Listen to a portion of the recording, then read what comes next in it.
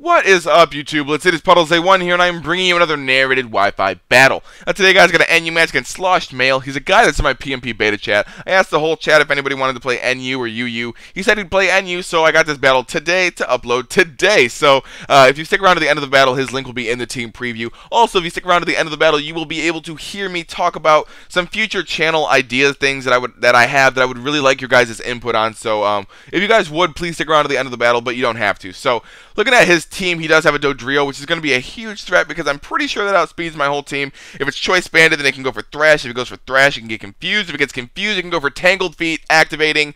And then if Tangled Feet activates, then its evasion goes up, which is going to be a huge problem. And the next huge problem is going to be the Basculin because of water jets, waterfalls, and aqua jets. So yeah, here we go. My opponent's going to be leading off with a Togetic as I decided to lead off with my Perugly. I led off with Perugly because I wanted to go for the choice banded return on something because nothing on his team really wanted to take it, barring this Togetic. And I have been swept by a Togetic before, but we're not really going to delve into that because that is a very low point in my life, so we're not going to talk about that at all. We're just going to, gloss over it. So I do go for another return here, and it's going to be enough to take it out because I do get a critical hit. And the only reason why this crit matters is if he went for Roost. If he didn't go for Roost, then he would have been low enough for me to take him out with another return, and the Tri-Attack wouldn't have been enough to take me out. But had he gotten a Tri-Attack off, he would have been able to go for the Quick Attack with his Dodrio instead of a Thrash, and in that scenario I wouldn't have been able to go for the return and almost take it out, which was ridiculous. And I didn't know that Dodrio was base 100 speed, which caught me off guard, so thanks Mystical for that. And speaking of Mystical, I get to go into my Zangoose, go for the Quick Attack, and take out that Dodrio. So my Toxic Orb activates, which means I am sitting pretty. I can go for a close combat as he brings in this Stoutland. He said that this critical hit with the close combat matters. I don't think it does because I'm at +1. It's super effective and it's close combat coming from a Zangoose. You guys can go ahead and do the damage calc and decide for yourself because he did the damage calc and it came out to like max. I would do 90%, and then I did the damage calc and it was always a one-hit KO. So, I guess it's whoever's damage calculator works better. So I decided to switch out here. I don't want to take an Aqua Jet because it was really obvious I was at -1. It's Stab. It's boosted by adaptability. It's a Basculin. It's probably choice banded. So yeah, all that things factor into me not wanting to take it. I go for the Scald, thinking he might want to go for like HP Electric or HP Grass or something. But he switches out into the Behemoth. Don't get either burn on the Scalds that I go for. He goes for the Psychic, and it's gonna take me out, which tells me that this thing is Specs. And since it's Specs, I can easily go out into my Musharna to wall this thing because he can't do anything unless he switches out. But if he switches out, I'll already be at +1. But the thing is, he stays and goes for Psychic. It does like a quarter, and then after I go for Calm Mind, there's no reason for him to stay in because there's no way he's gonna do anything to me because I can just set up in his face. So, I am at +1 because of special attack and special defense, and then I decided to go for another Calm Mind because he's going to switch out. There's no reason for me not to. So, I'm going to be at +2 special attack, +2 special defense with max HP and max defense. So, I'm pretty much ready to do my damage here. As he goes to the Waterfall, if he flinches me, I lose the game because I have nothing to deal with this Basculin afterwards.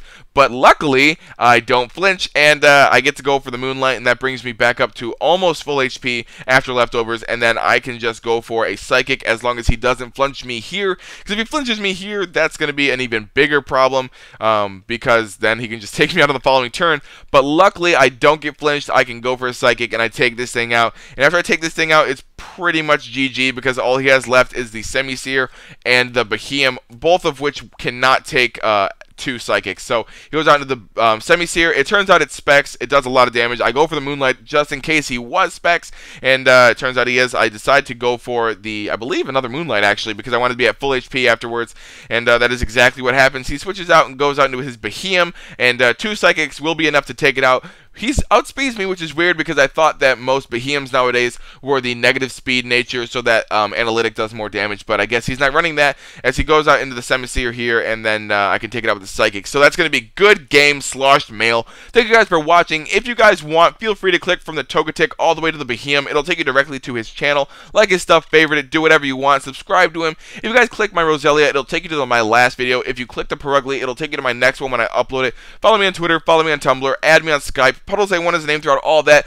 Thank you guys for watching, and now I'm going to start talking really quick. So, using these teams have been getting really boring because it's just too it's not, I don't want to sound cocky, but it's just too easy to win at one point. If I get to +2 with Lucario, I usually get the sweep off. If I get to +2 with Musharna, I usually get the sweep off. If I get to +2 with my Zoroark, I usually get the sweep off. So it's not fun anymore. So you guys might be thinking like, oh, well then just stop using Pokemon that always sweep. It's like but that's how I build teams. I build teams with walls, dedicated walls, Pokemon that outspeed other Pokemon, and then a Pokemon that can sweep just in case. And the Pokemon that I've built teams around aren't really, well, at least this team wasn't really the Pokemon that did the work, because Musharna did the work. I built the team around Arbok, but Musharna is just too good, and Lucario at +2 is just too good. Zoroark at +2 is too good. So I decided to make teams already, and they work a lot better than I thought they would, to be honest.